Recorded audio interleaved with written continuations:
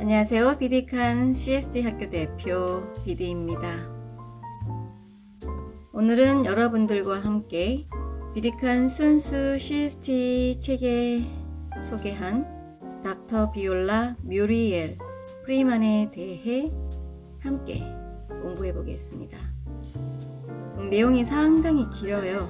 그리고 자료 제공은 구글에서 찾았고 영어로 되어 있는 것을 번역을 돌렸더니 생각만큼 한국말이 잘 번역되지가 않았습니다. 그래서 제가 최선을 다해서 말이 될 수 있는 정도의 수준으로 영어 번역을 했습니다.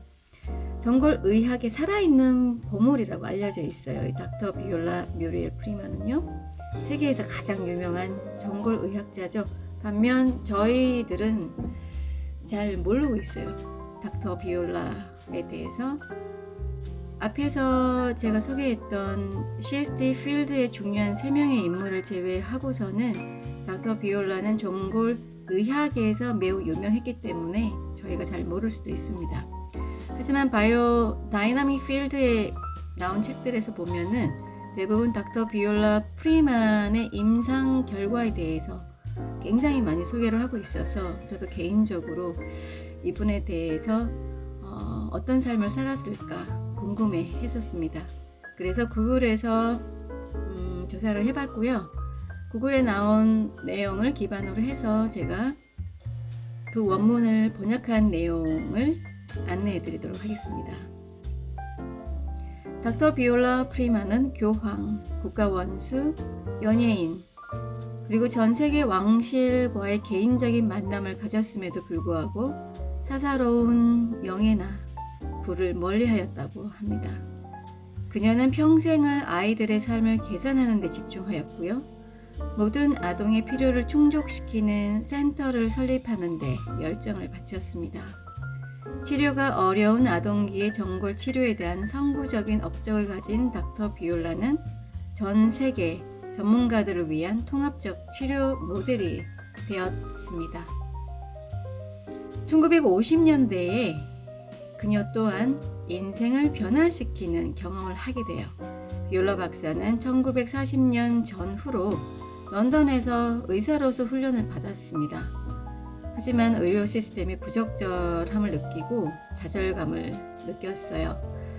박사는 환자 자체가 질병인 것처럼 치료하는 방식과 환자의 감정, 믿음 체계 및 정신이 완전히 무시되는 것에 대해 반대하고 비판하였습니다.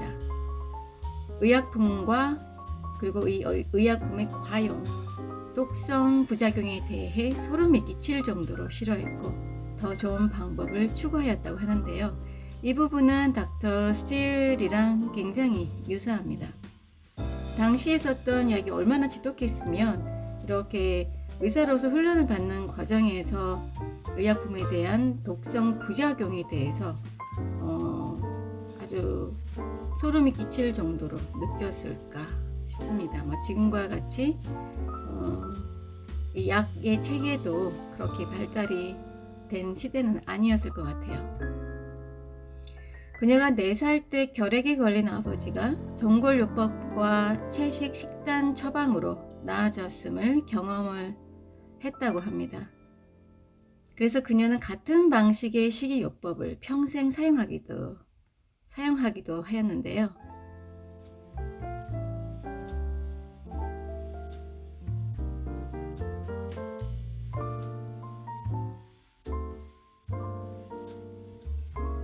발레 댄스로 부상을 당했던 닥터 비올라는 전골요법사가 되기로 결심을 했지만 유럽에서는 적당한 교육을 찾을 수 없었다고 합니다.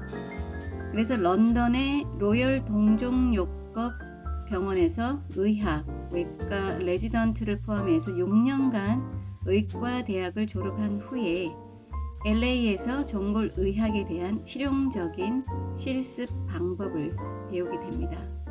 그리고 1950년대에 인생을 변화시키는 경험을 합니다.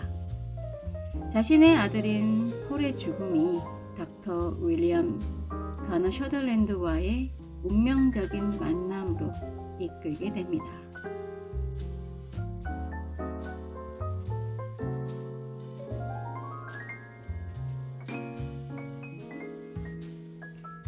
1952년 비올라는 닥터 셔들랜드로부터 인생을 영원히 바꿔놓은 강연을 듣게 됩니다.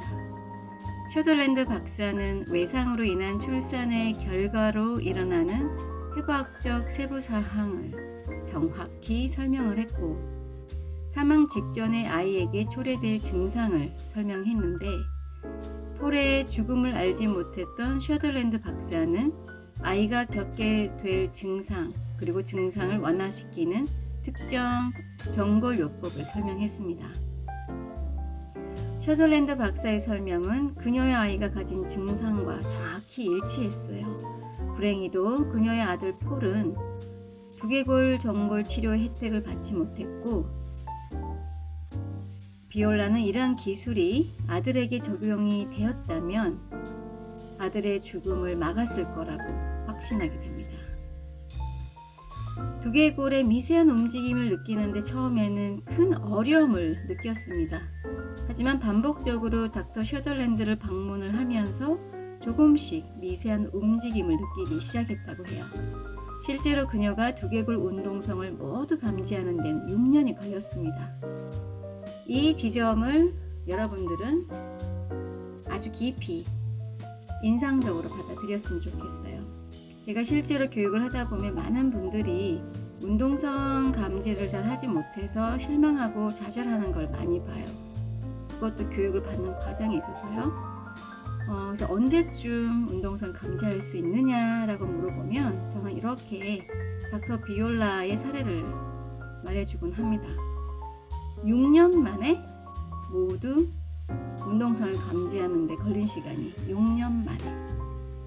6년 만에 그녀는 두개골 운동성을 모두 감지할 수 있었습니다. 그러니 여러분도 최소한 6년이라는 세월이 걸려야 비대칸 학교에서 제공하는 모든 운동성을 마스터할 수 있지 않을까. 하지만 개인적 차이는 있겠지만 시간을 훨씬 더 줄일 수도 있습니다. 우리는 한국 사람이기 때문입니다. 외국인의 손 감각보다 한국인의 손 감각은 비교가 불가할 정도로 매우 발달되었어요. 그것은 실제로 제가 여러 유럽 사람들과 그리고 외국인들과 CST 트레이닝을 받으면서 확연히 구분되었고 또 확연한 차이를 느낄 수 있었습니다. 두개골 움직임이 기본적인 생활 과정에 광범위한 영향을 미치고 있음을 발견한 비올라는 셔들랜드 박사의 원리와 기술을 적용했을 때 환자로부터 기적에 가까운 결과를 얻었다고 해요. 그리고 셔들랜드 박사의 접근 방식의 효과를 확신하게 되었습니다. 1963년 프리만은 1250명의 유아를 통해 출생 시 두개골 외상의 결과를 문서화한 최초의 과학적 연구를 발표합니다. 그녀는 신생아의 80% 정도가 중대한 출생 외상을 앓고 있음을 발견을 했고요. 그중 10%의 아기가 심한 외상을 입었고, 이 경우 치료를 받지 않으면 그녀의 아들 폴이 경험했던 생명을 위협하는 증상이 나타날 것이라는 것을 지적했습니다. 이 연구 결과가, 이 임상 사례가 바로 바이오다이나믹 많은 책 속에 소개되어졌어요. 정확하게 1250명, 그리고 신생아의 80%. 이 연구 사례를 통해서 출생 시 발생하는 압박이 신생아한테 얼마나 큰 영향을 미칠 수 있는지를 보여줄 수 있었고, 이것을 바이오다이나믹에서는 출생 트라우마라고 부릅니다.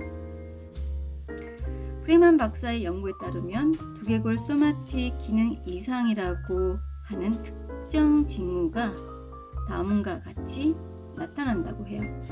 과다 활동, 실독증, 뇌성마비, 행동 문제, 지열 교정 문제, 척추 측만증, 학습의 어려움, 발달 지연, 자폐증. 1971년에 비올라는 인간의 두개골에서 발생하는 거의 감지할 수 없을 정도로 미묘한 움직임을 과학적으로 힘 센서를 사용했다고 합니다. 과학적으로 문서화한 의학 문헌의 첫 번째 기사를 출간합니다. 1992년 비올라는 신경학적 그리고 의학적 문제가 있는 어린이에 대한 전골의학적 의료 관리의 효과를 문서화해서 3년간의 획기적인 연구 보고서를 발표했습니다.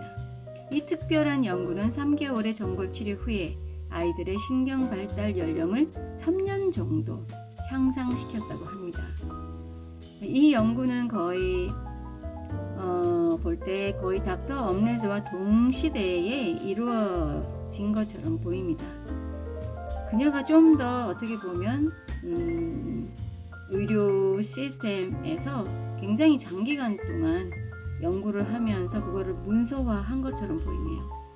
2003년 러시아의 최첨단 초음파 장비 덕분에 그녀는 특정 두개골 전골 기술이 어떻게 혈류를 변화시키고 뇌내에서 기능적 변화를 일으켰는지를 보여줄 수 있었습니다. 2003년도 연구의 일부는 프리드만 박사의 연구에 크게 영향을 받은 구소련에서 일어났다고 하는데요. 그 결과 프리드만 박사는 러시아 공화국에서 많은 세미나를 개최하였습니다. 결국 러시아와 우크라이나 전역에서 오스티오파티 학교를 설립하게 되었고요. 첫 번째 학교는 세인트 페트부르크에 있고 첫 번째 학생은 초기 외과의 그룹 출신이었다고 합니다. 오스티오파티 메디신은 러시아 공화국과 동유럽에서 가장 빠르게 성장하는 의료 시스템이 되었습니다. 마지막으로 닥터 비올라의 철학을 들려드리도록 하겠습니다. 우리가 누구에게나 할 수 있는 가장 최악은 희망을 놓아버리는 것입니다. 전통적 의학 방식에 따르면 내가 치료하는 아이들에게는 희망이 없습니다. 희망을 잃는다면 무엇을 얻을 수 있을까요? 나는 아이들이 장애가 있다고 생각하지 않아요. 그들의 삶을 그대로 바라보고 기존의 방식으로 할 수 없다면 다른 방식으로 하면 됩니다. 그것이 진보할 수 있는 기회를 만들지요. 참 잔잔한 감동이 가슴에서 일어나는 것 같습니다. 힐러라면 닥터 비올라의 철학을 가슴 깊이 새겨야 할 것 같습니다. 여기까지 닥터 비올라의 이야기를 마무리하겠습니다. 지금까지 비디였습니다. 오늘도